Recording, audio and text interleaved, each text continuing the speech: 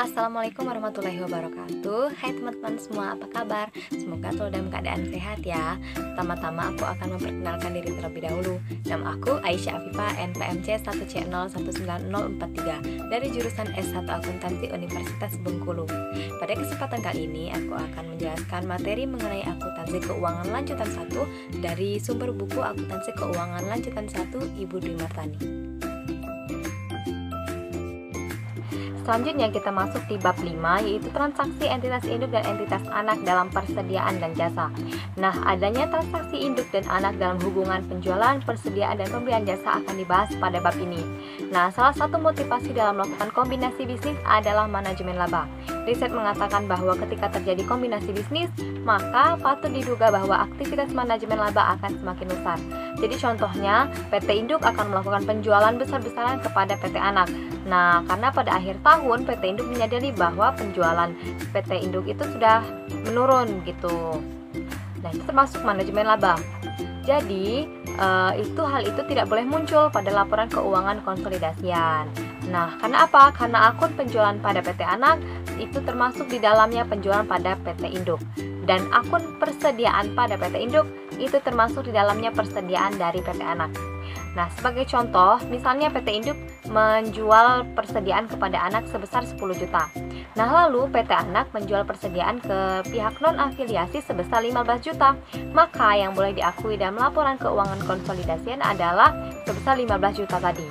Jadi transaksi antara pihak afiliasi itu tidak boleh diakui dalam laporan keuangan konsolidasian. Yang perlu diperjelas adalah laporan keuangan konsolidasian, yaitu laporan keuangan antara entitas induk dan anak yang digabung, yang secara pelaporan mereka adalah entitas yang tergabung. Nah, laporan keuangan konsolidasian itu menyajikan informasi keuangan dan posisi keuangan serta arus kas dari suatu kelompok usaha yang bergabung menjadi satu entitas tunggal. Selanjutnya kita masuk ke transaksi antara entitas induk dan anak. Nah, seperti teman-teman lihat bagian di samping, itu dibagi menjadi dua, ada transaksi hulu atau downstream dan transaksi hilir atau upstream. Nah, contoh transaksi hulu itu, jadi PT Induk memberikan fasilitas kredit pada anak, lalu PT Induk menjual barang dagang kepada anak, lalu PT Induk menjual aset tetap, dan PT Induk menerbitkan obligasi dan dibeli oleh anak. Jadi posisinya di transaksi hulu itu induk yang menjual kepada anak. Nah, sedangkan transaksi hilir yaitu kebalikannya, anak yang menjual kepada induk.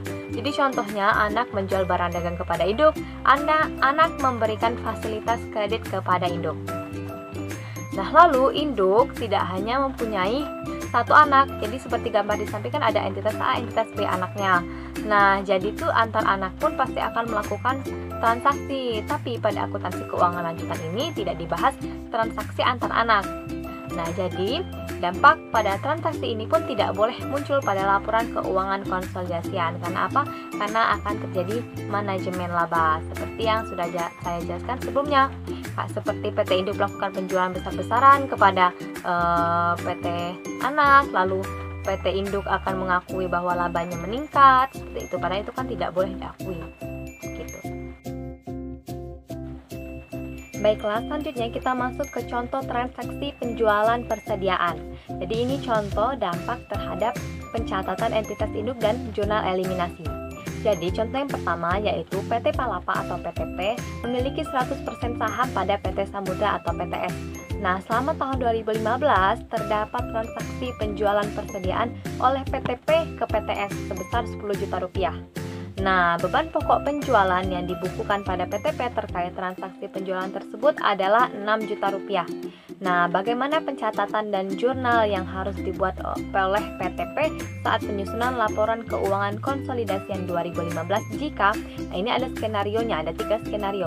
Jadi skenario yang pertama yaitu seluruh persediaan yang diperoleh dari PTP telah terjual seharga 16 juta rupiah. Lalu skenario yang kedua yaitu seluruh persediaan yang diperoleh dari PTP belum terjual sama sekali. Lalu skenario yang ketiga yaitu sebanyak 75% persediaan yang diperoleh dari PTS telah terjual dengan harga 12 juta rupiah. Nah, lalu kita masuk ke skenario yang pertama yaitu seluruh persediaan terjual. Jadi di sini teman-teman bisa melihat bagan Nah, jadi bagian di samping itu menjelaskan bahwa ada tanda panah, yang ke kanan itu ada persediaan senilai 6 juta rupiah. Jadi itu persediaan 6 juta rupiah itu merupakan persediaan yang diperoleh dari pihak non-afiliasi oleh PTP. Jadi PTP membeli sebesar 6 juta pada pihak non-afiliasi, yang mana PTP mengakui 6 juta rupiah itu sebagai beban pokok penjualan. Nah, lalu PTP menjual persediaan tadi seharga 10 juta pada PTS. Jadi PTP itu mengakui penjualannya 10 juta. Nah, PTS mengakui beban pokok penjualannya 10 juta karena dia membeli dari PTP tadi kan 10 juta. Lalu PTS pun menjual sebesar 16 juta pada pihak non-afiliasi. Jadi PTS itu mempunyai penjualan sebesar 16 juta rupiah, lalu beban pokok penjualan sebesar 10 juta rupiah. Nah, jadi terkait penjualan ke entitas anak, PTP melaporkan keuntungannya sebesar 4 juta. Karena tadi penjualannya ke PTS kan 10 juta. Terus beban pokoknya ada 6 juta. Jadi kan 10 juta dikuat 6 juta itu ada 4 juta.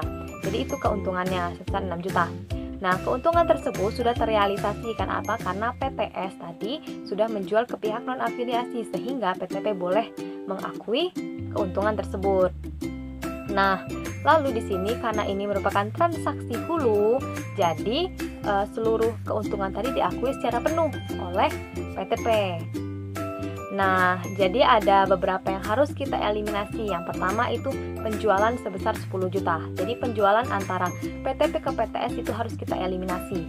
Ya, karena penjualan antara pihak afiliasi itu tidak diperbolehkan dalam laporan keuangan konsolidasian. Lalu beban pokok penjualan sebesar 10 juta. Nah, tadi kan PTS itu mengakui bahwa ada beban pokok penjualan kan sebesar 10 juta. Nah, karena dari pembeliannya pada PTP itu juga harus dieliminasi. Jadi beban pokok penjualannya itu di posisi kredit. Nah, selanjutnya ada dampak dari zona eliminasi tersebut terhadap laporan keuangan konsolidasian. Jadi teman-teman bisa lihat di tabel, nah bahwa penjualan PTP itu ada 10 juta. Lalu penjualan dari PTS itu ada 16 juta. Jadi sebelum konsolidasian itu penjualannya ada 26 juta. Namun setelah konsolidasian itu kan ada eliminasi. Jadi dieliminasi sebesar 10 juta dan hasilnya yaitu 16 juta pada laporan keuangan konsolidasian. Jadi 16 juta yang diakui sebagai penjualan.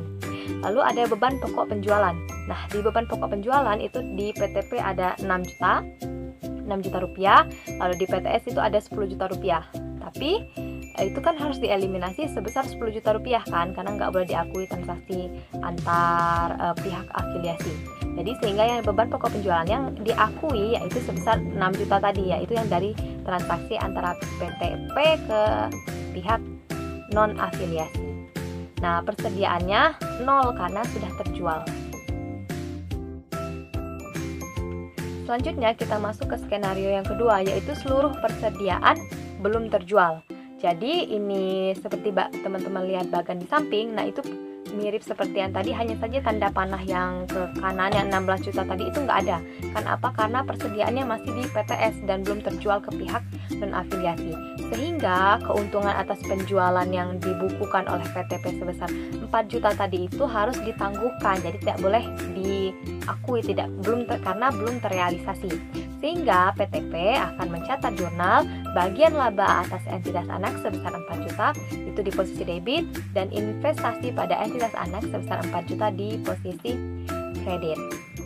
Nah, oleh karena transaksi penjualan persediaan pada ilustrasi ini merupakan transaksi hulu, maka PTP akan mencatat keuntungan yang belum terrealisasi secara penuh. Kalau ini merupakan transaksi hilir tadi kan anak yang menjual kepada induk. Nah, kalau transaksi hilir, maka itu PT induk tadi hanya boleh mengakui sebesar persentase kepemilikannya kepada anak. Gitu. Nah, lalu di sini terdapat kita harus mengeliminasi penjualan persediaan antara PTP dan PTS. Jadi penjualannya kita eliminasi di posisi DB sebesar 10 juta karena itu merupakan penjualan antara entitas induk dan anak.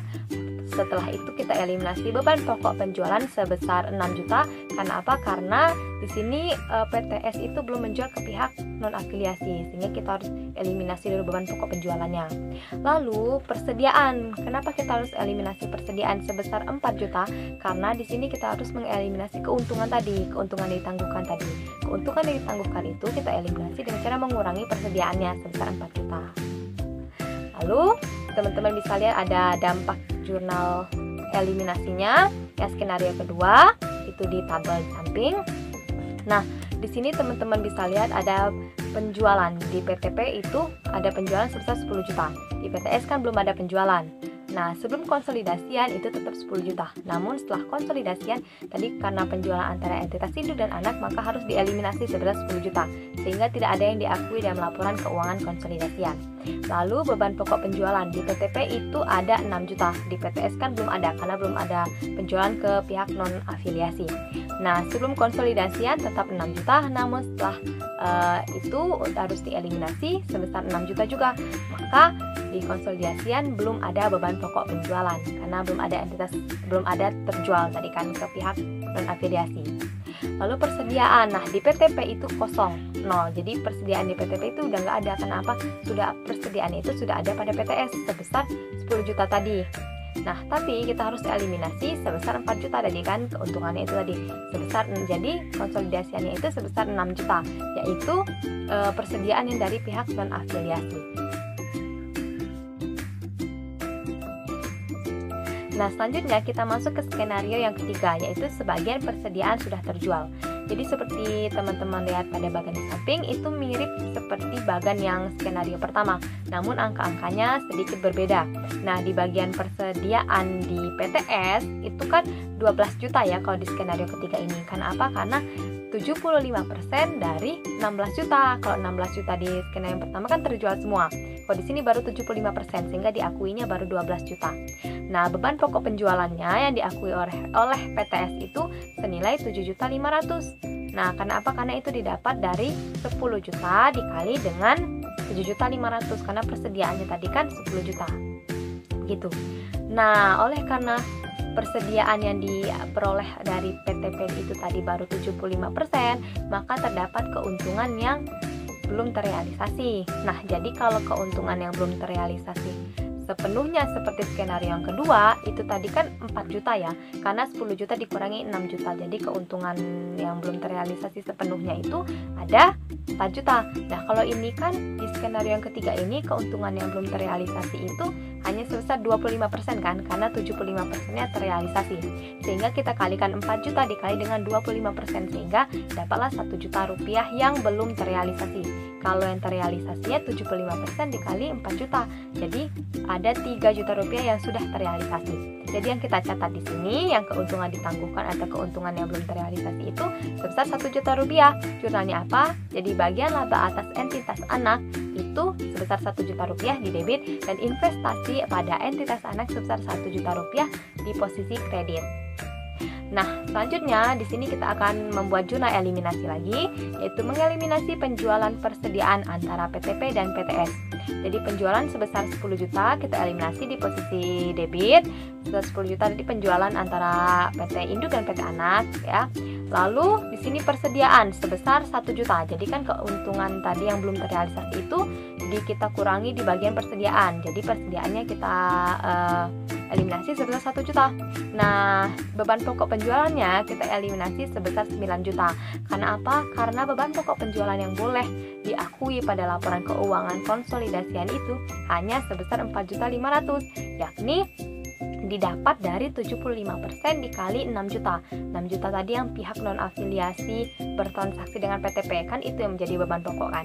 Nah, jadi hanya boleh diakui 6 juta dikali 75%, yakni 4.500.000. Nah, selanjutnya teman-teman bisa lihat di dampak jurnal eliminasi terhadap laporan keuangan pada tabel samping. Jadi pada penjualan PTP itu 10 juta, penjualan PTS itu 12 juta, sehingga sebelum konsolidasi penjualannya itu 22 juta. Nah, setelah itu kan harus ada eliminasi. Jadi eliminasi sebesar 10 juta. Sehingga yang dilaporkan pada laporan keuangan konsolidasian itu hanya 12 juta rupiah. Nah, pada beban pokok penjualan di PTEP itu ada 6 juta yang didapat dari pihak non-afiliasi. Nah, yang di PTS tadi ada 7.500.000 kan? Nah, sebelum konsolidasi itu ada 13.500.000. Namun dieliminasi sebesar 9 juta. Sehingga di laporan konsolidasi itu diakui sebesar 4.500.000. Ini 75% dari 6 juta tadi kan. Lalu di bagian persediaan, di bagian PTP itu udah nggak ada persediaan karena udah dijual di PTS. Kalau di PTS itu ada sisa 2.500.000. Nah, jadi harus dieliminasi sebesar 1 juta. Tadi kan kita buat zona eliminasinya. Sehingga di laporan keuangan konsolidasiannya itu tersisa persediaan 1.500.000 gitu. Jadi 1.500.000 itu tadi sisa dari yang 6 juta tadi gitu. Baiklah, sekian penjelasan dari saya. Mohon maaf apabila terdapat salah kata. Terima kasih kepada yang sudah menonton. Semoga bermanfaat. Saya akhiri. Wassalamualaikum warahmatullahi wabarakatuh.